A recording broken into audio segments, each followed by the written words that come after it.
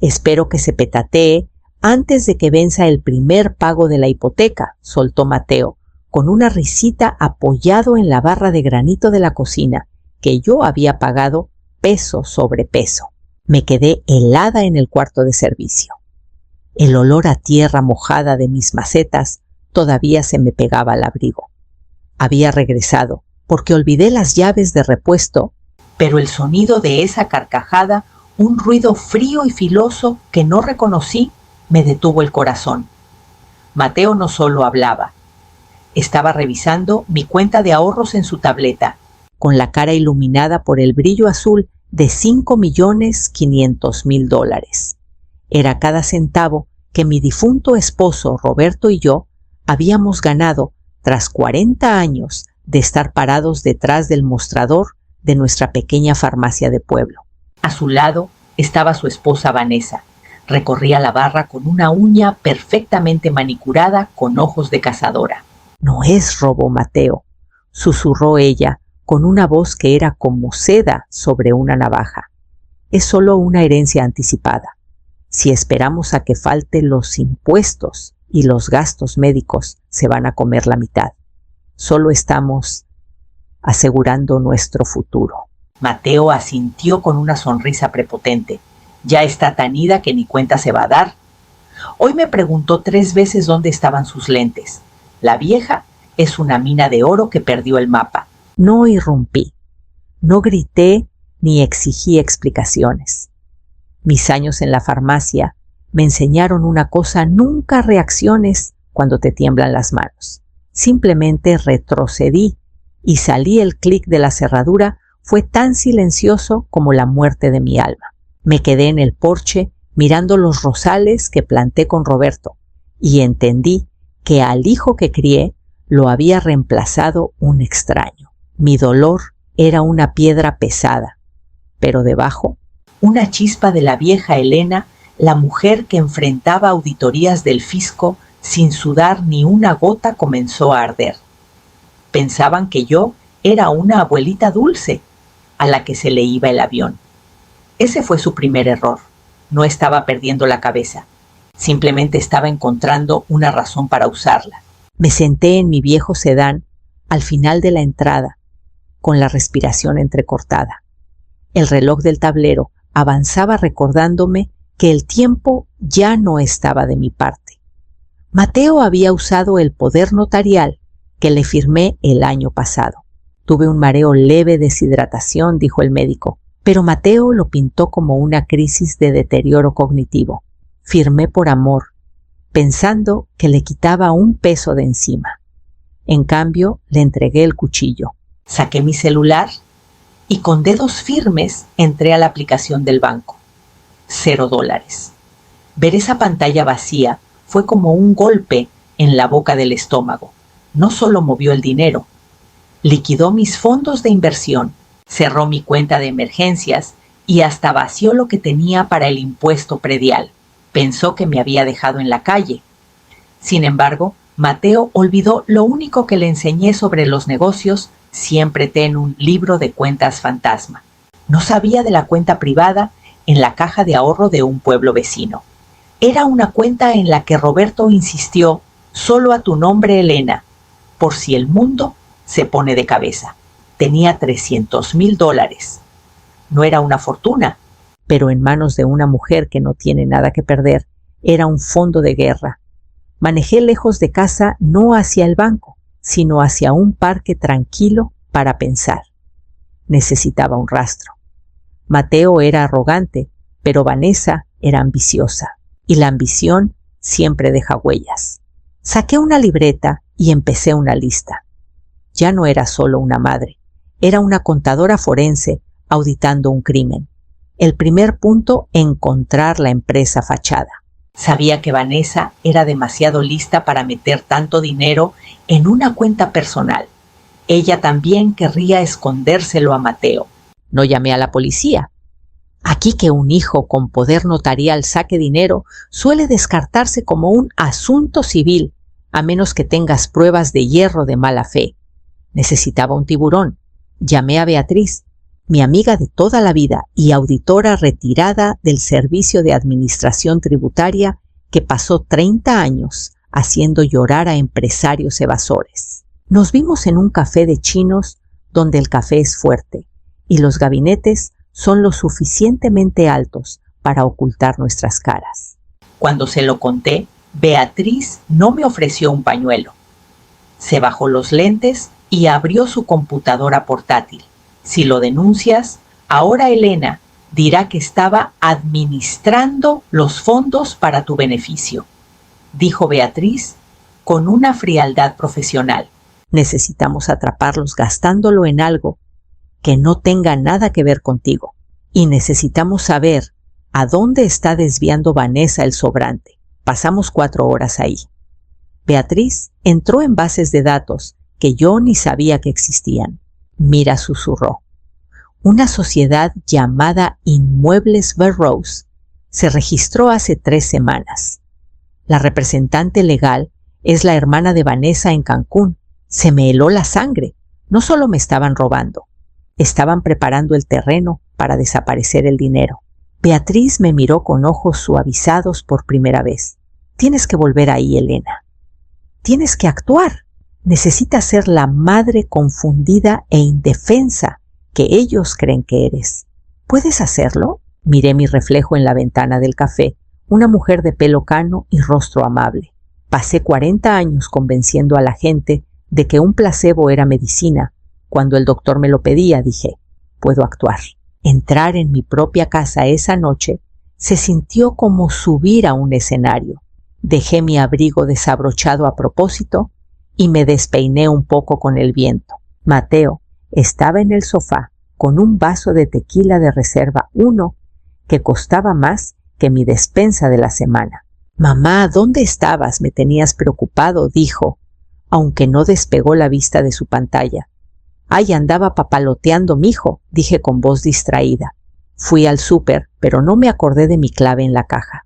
La máquina decía fondos insuficientes. No es una tontería, el banco debe tener otra vez fallas en el sistema. Observé su postura. Ni un pestañeo, ni un gramo de culpa.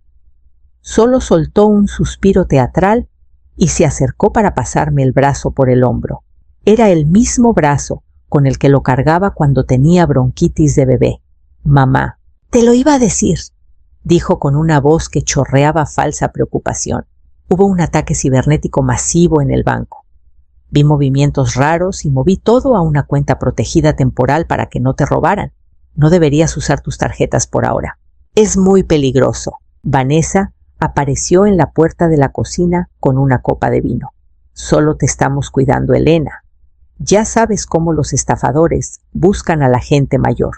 La miré notando cómo sus ojos escaneaban mi anillo de bodas con diamante, lo último que me quedaba de Roberto. Forcé una sonrisa pequeña y temblorosa. Ay, bendito sea Dios por tenerlos a ustedes. Estaría tan perdida sin mi familia. Por dentro estaba contando los segundos. Cada mentira era un ladrillo en la celda que estaba construyendo para él. La semana siguiente fue la más agotadora de mi vida. Tenía que olvidar dónde ponía las llaves cada mañana. Tenía que pedirle a Mateo que me ayudara con el control de la tele. Me hice pequeña, silenciosa e invisible, pero de noche, cuando la casa se sumía en el silencio y sus ronquidos llegaban al pasillo, me convertía en un fantasma. Conocía las mañas de Mateo. Era flojo. Tenía sus contraseñas anotadas en un papelito dentro de un cajón de su escritorio. Una noche entré. El corazón me golpeaba las costillas tan fuerte que pensé que despertaría a los vecinos. Pero mantuve las manos firmes. Entré a su computadora y encontré la cuenta protegida. No era una cuenta de resguardo. Era una cuenta de inversión conjunta a nombre de él y Vanessa. Pero al revisar los movimientos, vi algo que Mateo no había notado. Cada 3 días había transferencias de $100,000 a una cuenta externa etiquetada como Burroughs. Vanessa le estaba robando al ladrón. Estaba rasurando mis ahorros para hacerse su propio nido, seguramente planeando dejar a Mateo en cuanto se acabara el dinero. Sentí una ironía retorcida. Mi hijo me había traicionado por una mujer que lo estaba traicionando a él en ese mismo instante. Tomé fotos de cada pantalla. Encontré los correos con una inmobiliaria en Playa del Carmen. Estaban viendo un departamento de $12 millones.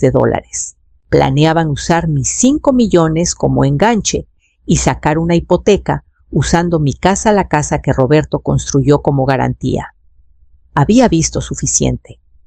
La herencia anticipada se estaba gastando en una vida de la que yo nunca fui parte.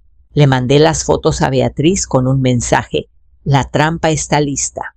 Trae al tercero. Necesitaba que Mateo admitiera frente a testigos que estaba usando mi dinero para él mismo. No podía simplemente grabarlo. Legalmente necesitaba un entorno más formal. Les presenté al licenciado Mendoza. Le dije a Mateo que lo había conocido en el Club de la Tercera Edad y que era un consultor financiero, experto en fondos de alto rendimiento. En realidad, Mendoza era un investigador privado y ex agente que Beatriz conocía. Lo invité a cenar. Vi cómo a Vanessa se le iluminaban los ojos cuando Mendoza mencionó paraísos fiscales y rendimientos del 30%. Mateo, mijo, dije, mientras servía el lomo en salsa, el licenciado dice que si movemos lo de la farmacia a estos fondos, podría tener suficiente para comprar esa casa de campo de la que siempre hablamos. ¿Tú qué piensas? La codicia de Mateo fue su ruina. Estaba tan ansioso por echarle el guante a más dinero que se olvidó de ser precavido. Me parece una jugada maestra, mamá, dijo Mateo inclinándose sobre la mesa. Empezó a hablar con Mendoza como si yo ni estuviera ahí.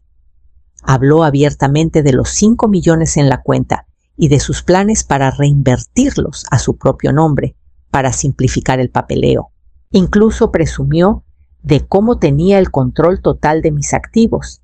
Mendoza traía una cámara oculta en la corbata y al ser una reunión de negocios con un consultor invitado, la validez legal era total. Mateo acababa de entregarnos la soga, amarrar el nudo y meter la cabeza. El día de la reinversión llegó un martes. Mateo estaba inusualmente alegre, silbando mientras me ayudaba a subir al coche. Pensaba que íbamos al banco a firmar la cesión de la casa. Vanessa iba en el asiento de atrás, estrenando un vestido de diseñador seguro, comprado con dinero de B. Rose, y hojeando catálogos de camionetas de lujo. Es un gran paso, mamá.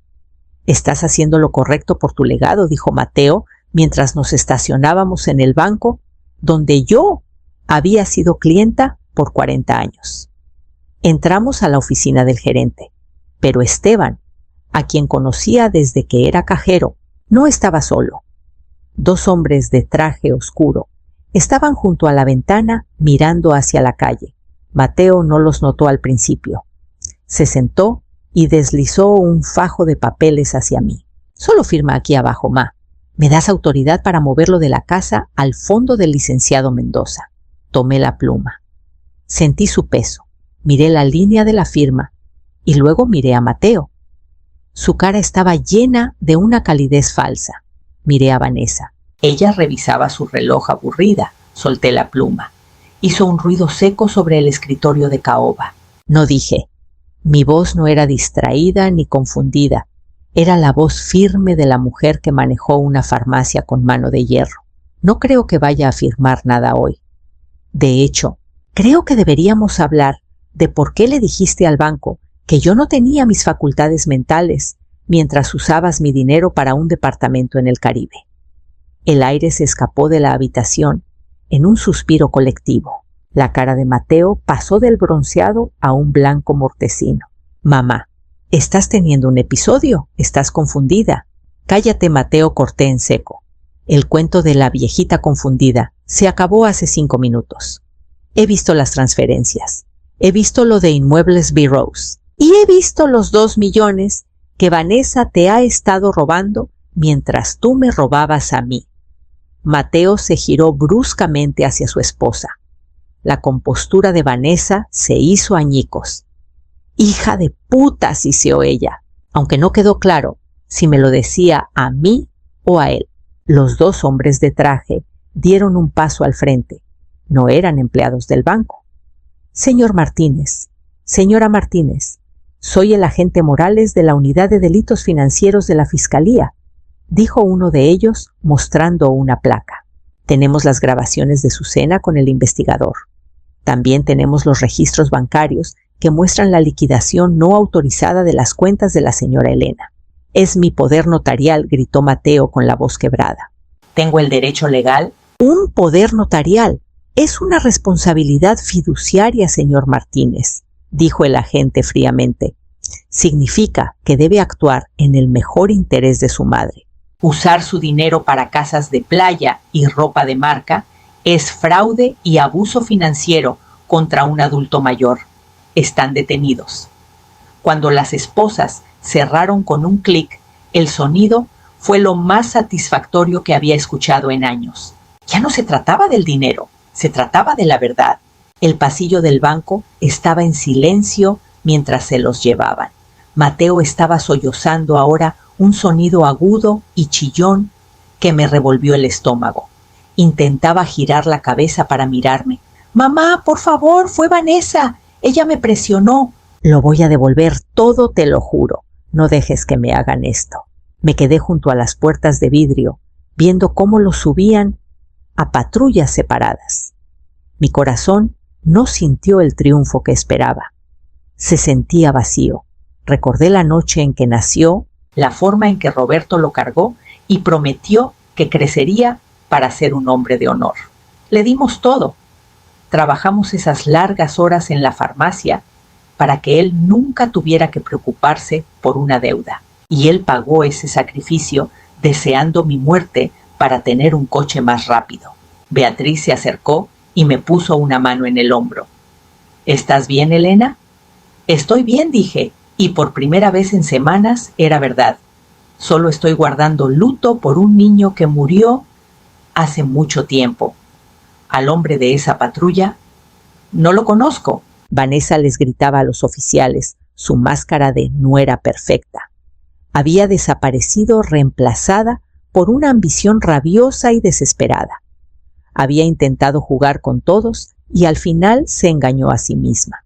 La justicia no era un error que pudieras arreglar con una disculpa llorosa en el lobby de un banco. Era la cosecha natural de las semillas que ellos mismos plantaron. Han pasado 6 meses desde aquel día. El proceso legal fue más rápido de lo que esperaba, sobre todo porque Vanessa traicionó a Mateo en cuanto le ofrecieron un trato. Ella enfrenta 5 años por el esquema de la empresa fachada. Mateo, por ser quien tenía el poder legal e inició el robo, fue sentenciado a 7. No fui a la sentencia. No necesitaba verle la cara otra vez. Pasé ese día en el panteón sentada con Roberto. Le conté lo del dinero de la farmacia, cómo recuperé casi todo. Le conté que vendí la casa grande.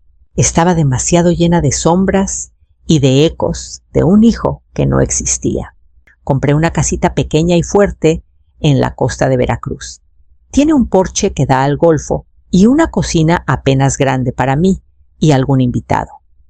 Beatriz viene los domingos, tomamos café y hablamos de cualquier cosa que no sea el pasado. La gente me pregunta si me siento sola. Les digo que estar sola es mucho mejor que estar rodeada de gente que está esperando a que desaparezcas. Me siento en mi porche, ahora con el libro de mi vida finalmente cuadrado. He aprendido que ser madre significa dar raíces y alas, pero no significa dejar que te arranquen las plumas para que ellos construyan su propio nido. Mi hijo pensó que mi edad era mi debilidad. Pensó que mi amor era una venda en los ojos. Olvidó que fui yo quien le enseñó a caminar. Yo sabía exactamente cómo hacerlo tropezar cuando empezó a correr en la dirección equivocada. Tengo 70 años. Estoy en paz y por primera vez en mi vida me pertenezco enteramente a mí misma. Esa es una fortuna que nadie me puede robar.